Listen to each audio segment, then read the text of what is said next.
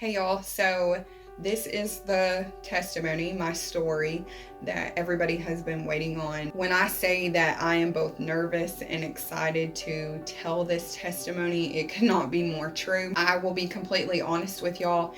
There is a lot to tell, but the reason I want to tell the full story so that you understand the depths of what God has truly saved me from. I was born in August of 1989. I lived with my biological mom and my stepfather from the age of birth till 6 weeks. Then at 6 weeks old approximately, I went and lived with my stepdad's stepfather and mother. Here's the family tree.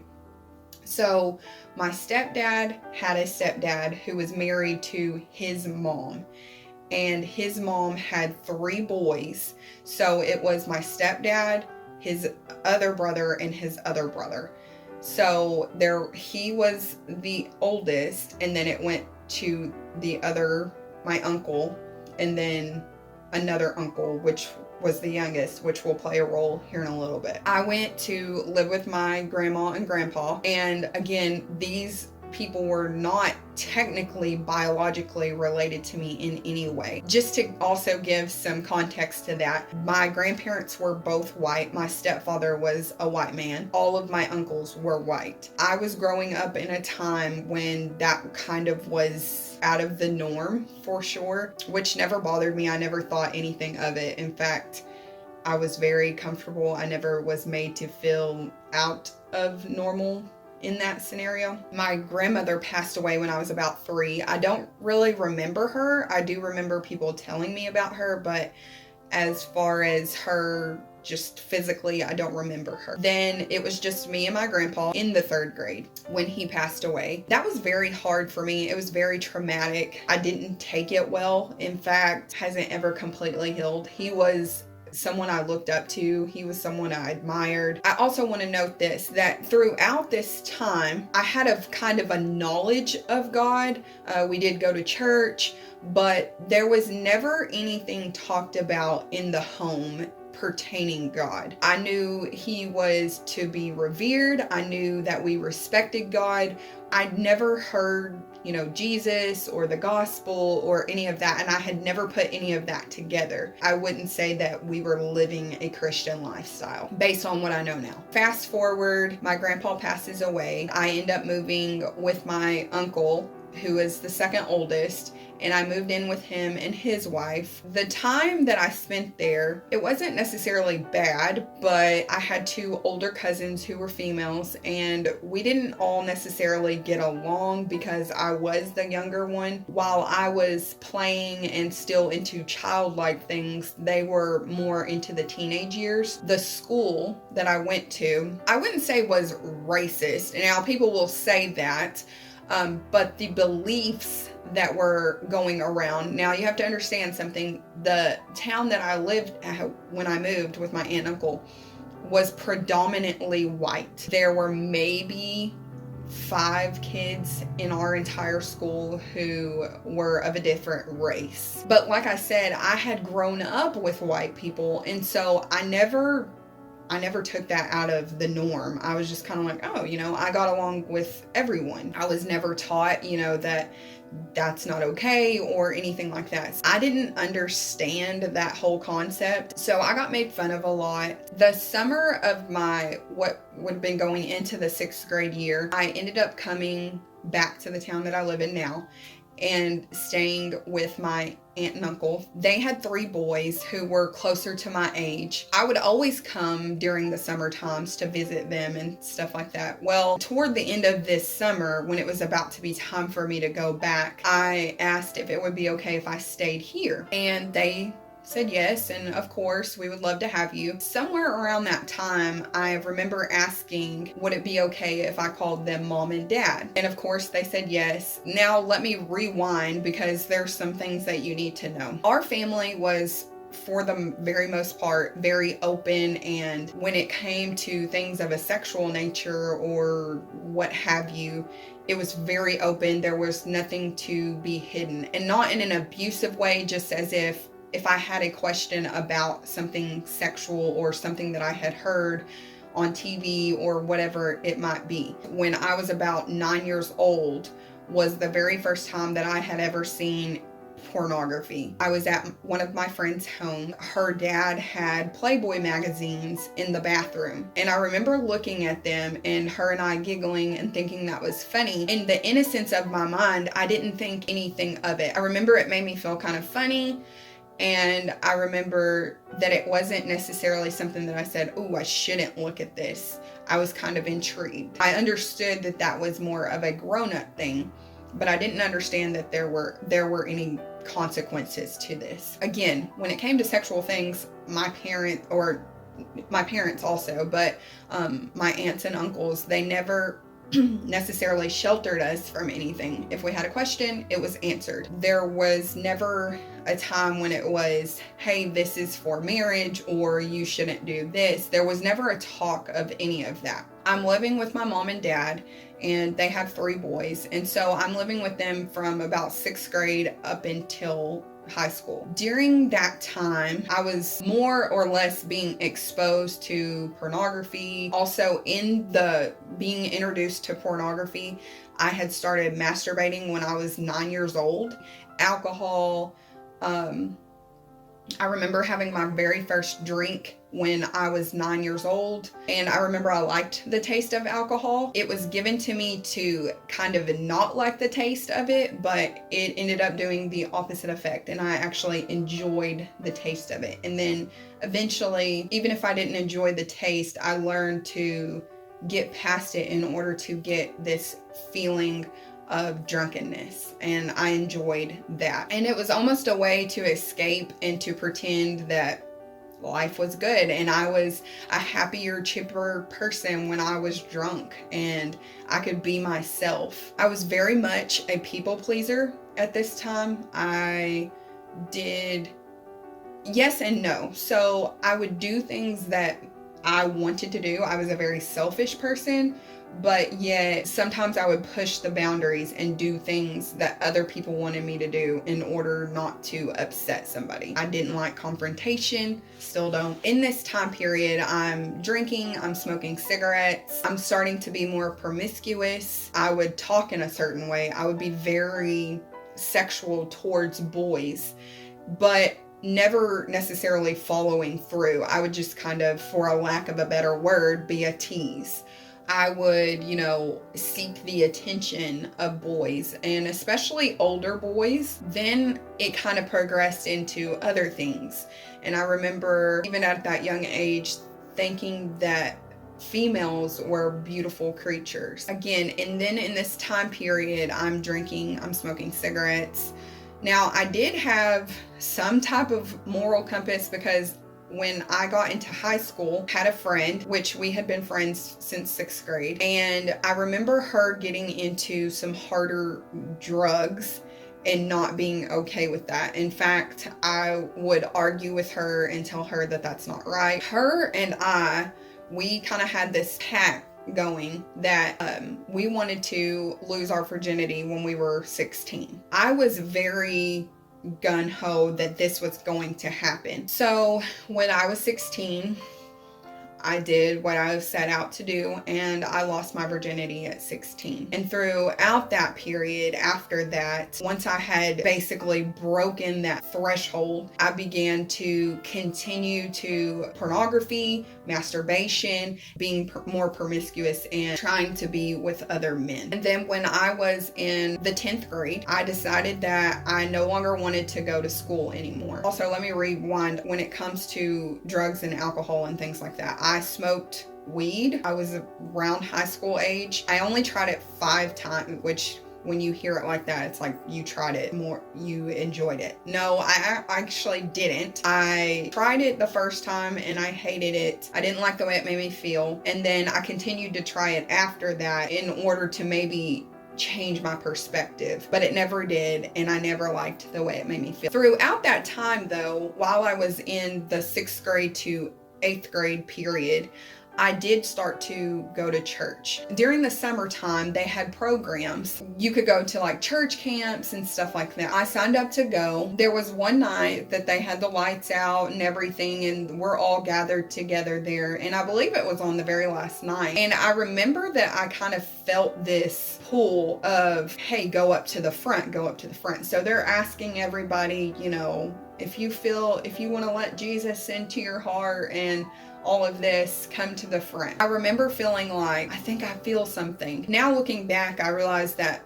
everybody else was going, and so I was just following suit. We came back. My life didn't change. I changed for about a week, but I never read my Bible. I didn't have a Bible. I tried to tell like one person about Jesus. I got slapped in the face, basically, not literally, but the boy basically told me that he was an atheist and he didn't believe in God. And I just remember crying, and that was the end of my Christianity. Fast forward to 10th grade, I decided to quit school. Told my mom that I think it would be wise for me to quit and that I would rather work. What really happened was school was getting too tough for me, and like everything else, when something got hard, I would bail out. I promised that I would get my GED. I meet this guy at Walmart, and he ends up getting my phone number. To sum it up, long story short, I end up moving in with him, and he had lived with his parents, and we moved in together, and we hadn't been dating very long. And not too long after that, I start kind of pressuring him to marriage. He's kind of resilient at first, and then he ends up proposing to me a couple of weeks before we were going to get married. I end up finding out that I'm pregnant. I was over the top excited. I had always wanted to have kids. I didn't have any self-awareness of that it was actually going to be work and that you should be in a relationship and that you should be married. I remember when I was about 16 telling my mom, I hoped for a teen pregnancy. I wanted that because I wanted so badly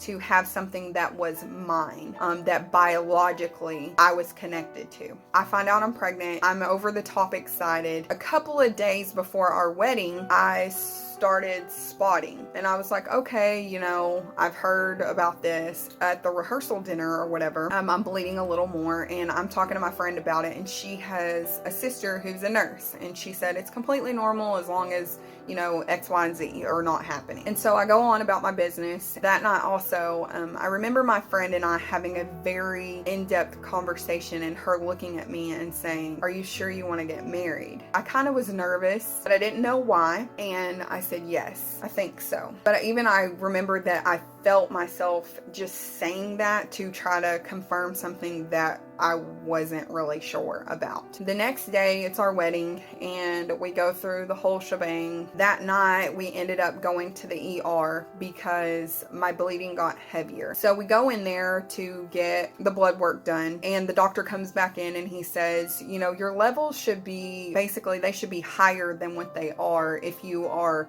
this many weeks along, because if you have ever had a child or been pregnant, you know that your hormonal levels go up and up and up. He said, I think you're having a miscarriage. And I was devastated because even as sure as I thought I was about him, I was even more sure that regardless of anything, I would have a child in this world who would love me because they didn't have a choice, basically.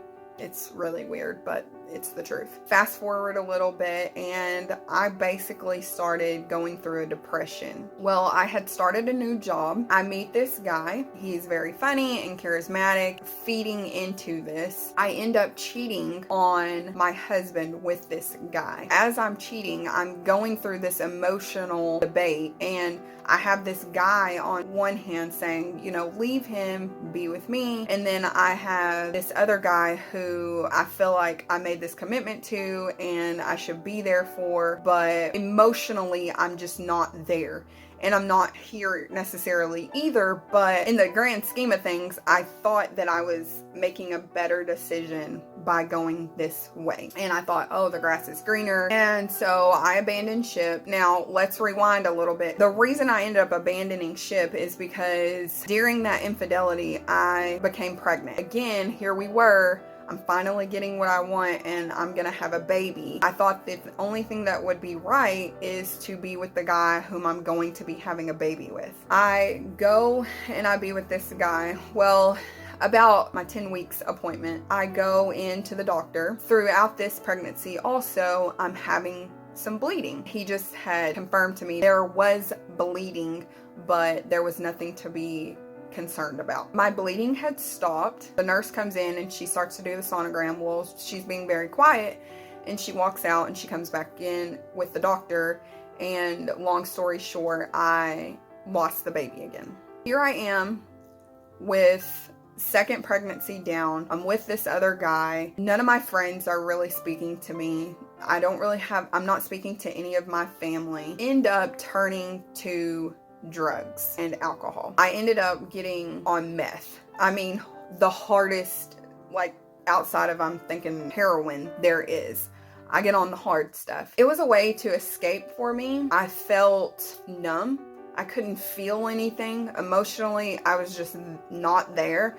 I just was a human and that was it. I didn't have to feel anything. Fast forward a little bit more. This is really horrible. I know that the meth is not keeping me awake, that I feel very tired still. I decide that I'm gonna take a pregnancy test. So it comes up positive and I'm pregnant again for the third time. I immediately stop doing meth. I start again bleeding, and I'm thinking to myself, this is gonna happen again. I'm gonna lose another baby. Throughout this pregnancy, I bled up until my 3rd month, so up until the first trimester, all the while just in fear, living in fear of, yeah, this might be it, this might be it.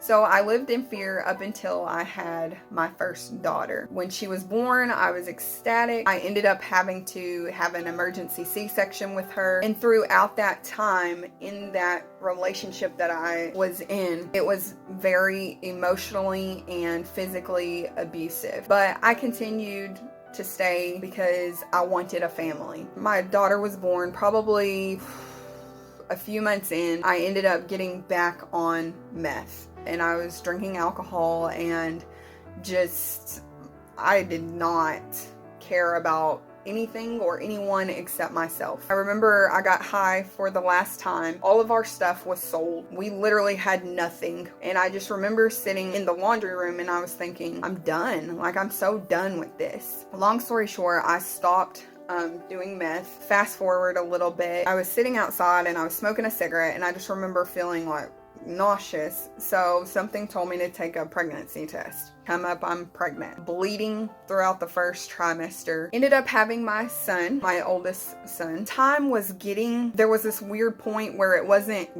like wonderful or that I was necessarily happy, but I was getting to happier moments, or so I thought, but really what I was doing was just continuing to numb truth and pain. Throughout that time, again, drinking heavily, but the drinking got even heavier. And I remember there was one summer when I drank, I never blacked out or anything. It was never that, or I never not remembered the night before. But that summer, I drank every single night for an entire summer. I blacked out 3 times in that time period. I knew something wasn't right. I was not happy. I just couldn't put my finger on what it was that was going to make me happy. Here I thought, if I get married, I'll be happy. If I have kids, I'll be happy. So at the time, me and this guy whom I have 2 kids with, we're living together. We need to get married because if not, he cannot be on insurance. Shortly after that is when I meet my current husband now.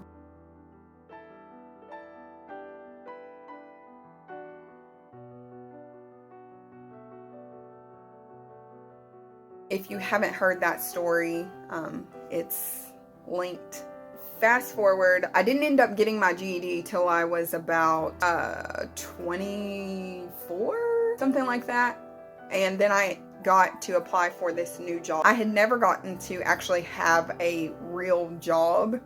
I always worked at like fast food or something of that nature, Walmart, something you didn't have to have a higher education to work at. I was super excited. I felt free. I felt like, oh, this is finally it.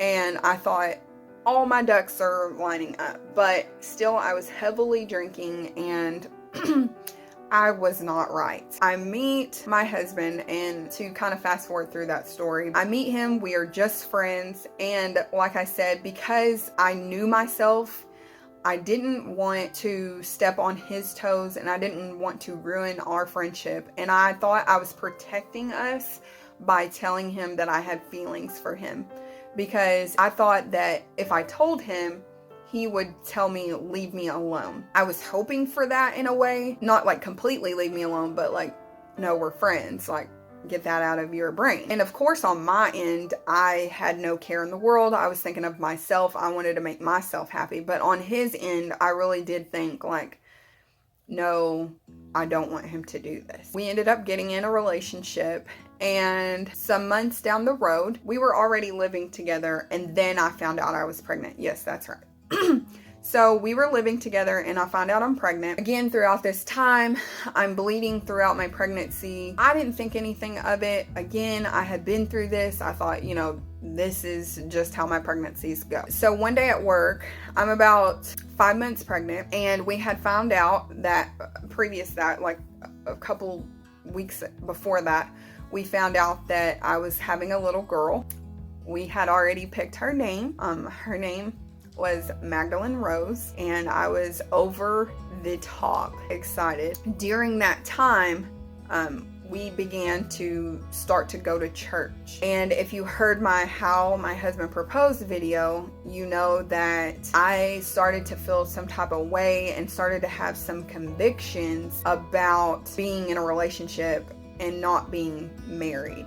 So I remember sitting in the pew one day, pretty big pregnant. I'm going on 5 months, and I'm sitting there, and the preacher's talking, and I just remember kind of zoning out and going, you know, here I am, this third guy. I'm basically starting my life over. Fast forward, I'm at work one day. I start bleeding. Well, to be honest, I had been bleeding that whole entire time. I never stopped bleeding throughout this pregnancy.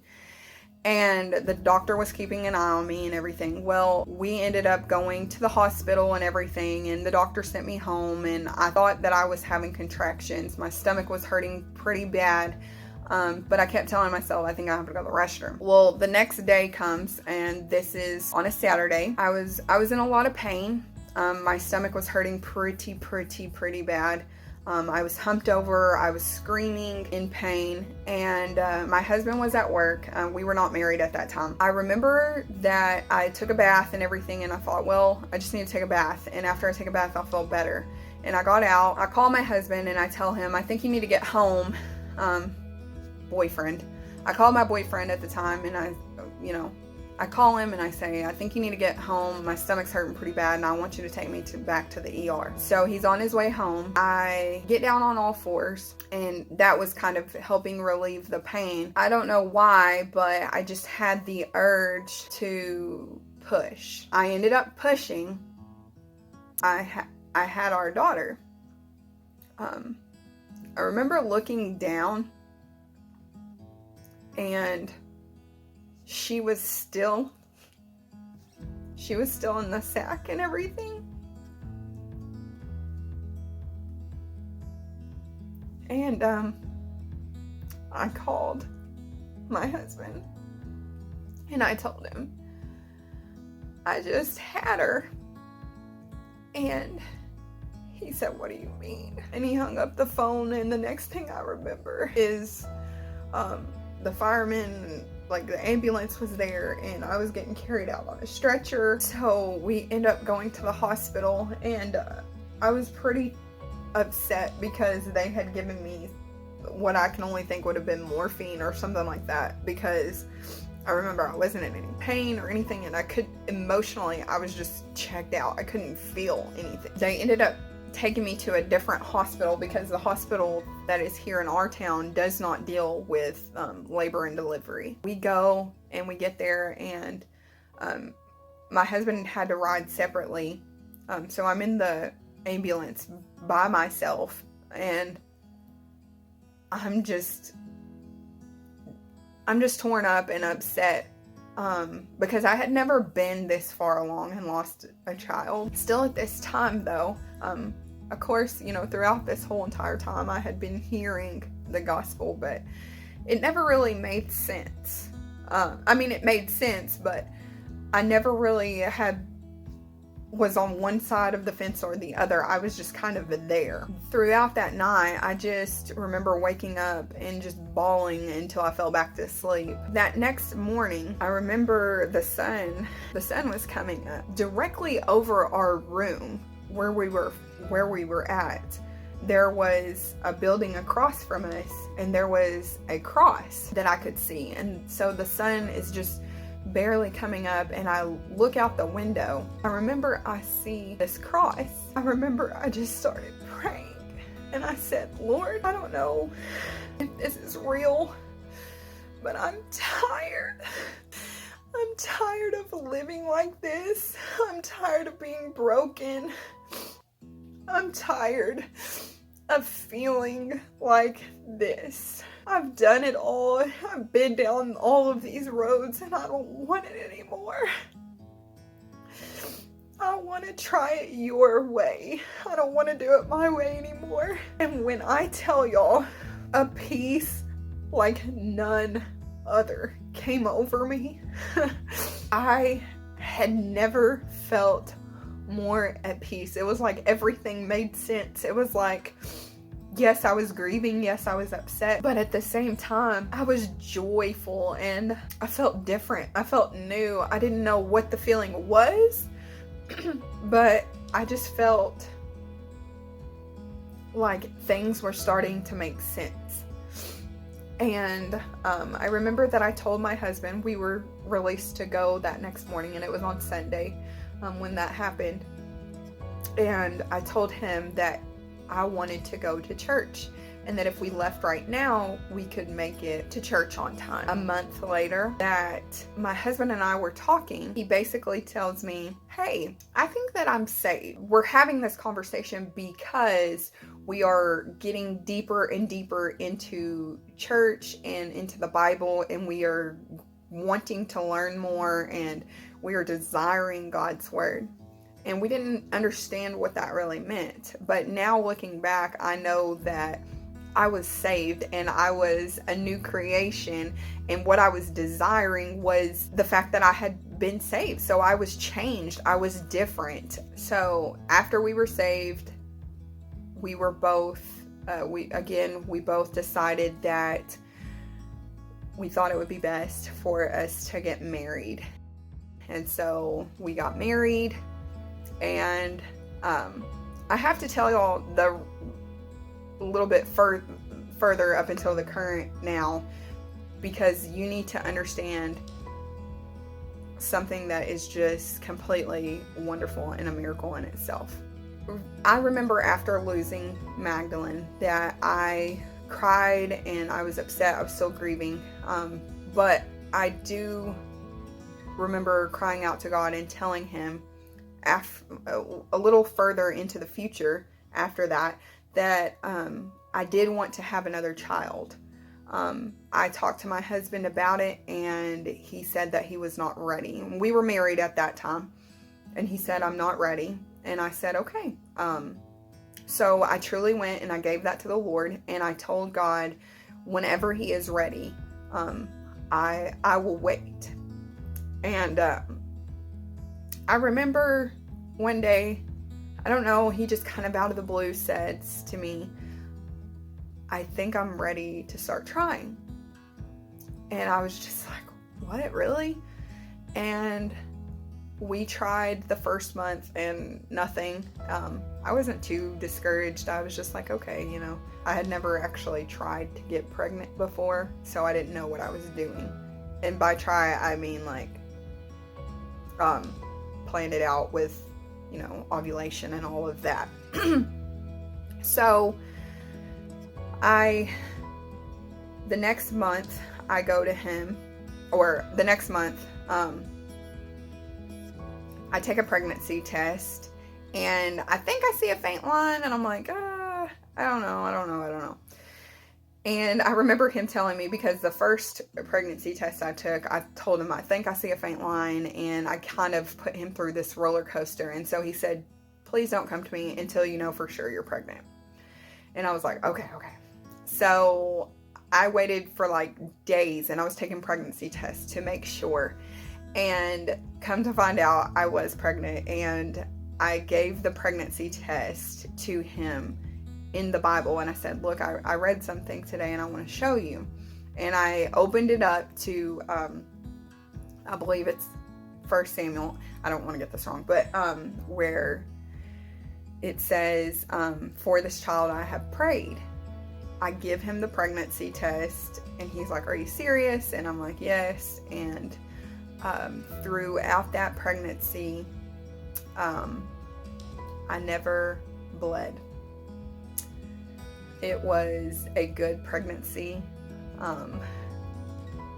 And I just want to say this because the day that I had prayed and asked God and told him, Lord, whenever my husband's ready, I remember feeling this sense of peace that when I got pregnant, everything was going to be okay. And I didn't bleed. I didn't have any complications other than he was a feisty young man, and he still is, if you know anything about baby son. So,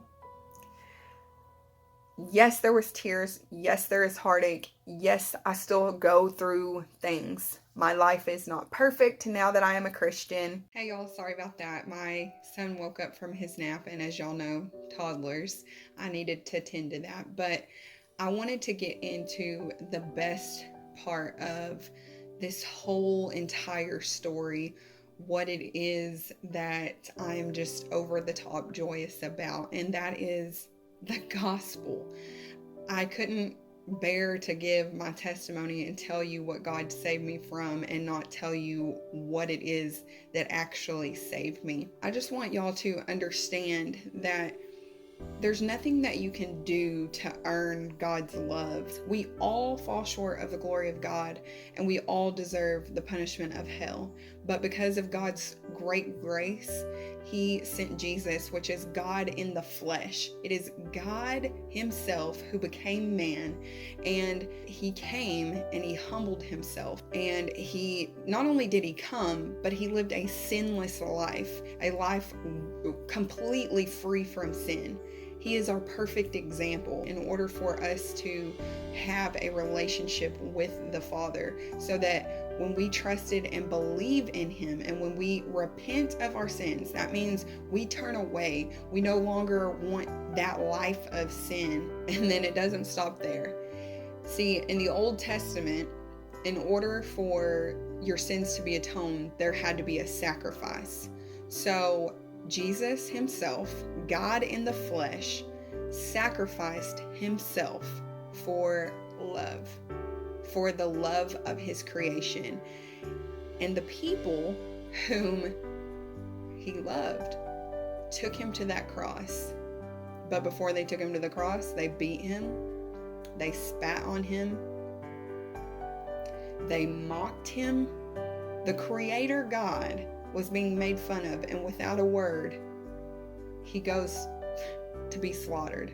He goes to the cross willingly in order to be the atonement, the ultimate sacrifice for our sins, the sins that you are committing right now, the thoughts and the actions that you are committing right now, that I committed. Jesus went and he literally paid it all.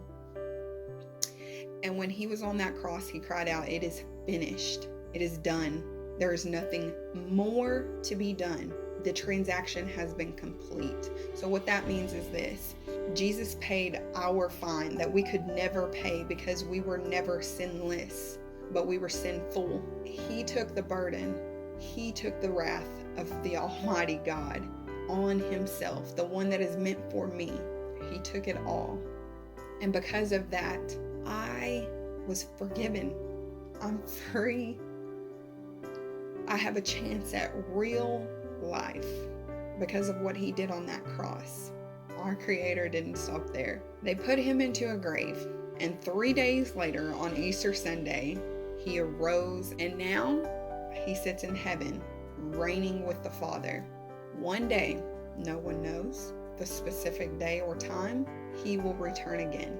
Those who believe in him, it will be a great day.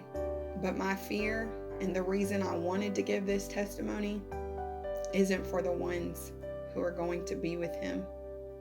They have peace and they have certainty. I'm talking to the one who does not have peace. Looking back, I see all the signs of where God was trying to get my attention, and I just turned the other way and said, no, I know best.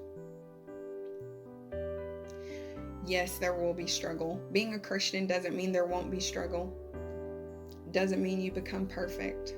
When you realize what Jesus did for you, suffering seems so temporary. So I'm begging, I'm pleading with that non-Christian who is sitting here saying, okay, whatever. Been there, done that. Got the bumper sticker.